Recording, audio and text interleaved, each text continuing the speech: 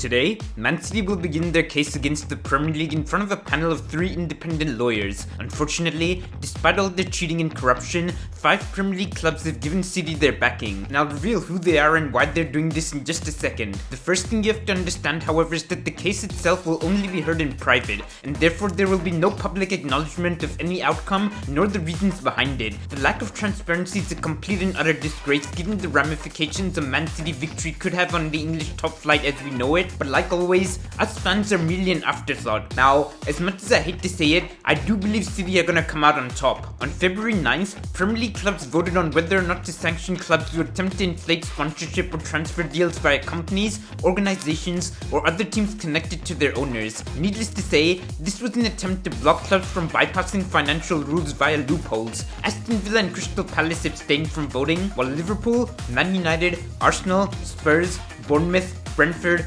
Brighton, Burnley, Fulham, Luton, West Ham, and Wolves formed a 12-club majority which sided with the Premier League. The remaining 6 clubs, rather predictably, opted to safeguard their own interests. Man City, being the crooked bastards they are, sued the Premier League immediately, while Newcastle, due to their Saudi ownership, Chelsea, whose co-owners Clear Lake Capital manage billions of pounds of Saudi money, Sheffield United, who also have a Saudi owner, Nottingham Forest, who are currently part of a multi-club ownership structure, and Everton, who are random as fuck, all voted against toughening up the sanctions. Do I blame these 5 clubs for doing what they did? Absolutely not. Just like any other business, they're quite simply looking out for themselves. The trouble is though, City are using their self-preservation to their own advantage, and by doing so, sparking what can only be described as a civil war in the English top flight. We'll have a much clearer picture of what's going on in 14 days this time, but I'm fearing the worst right now. Do let me know your own take on all of this down below, and I'll catch you in the next one, folks. Peace.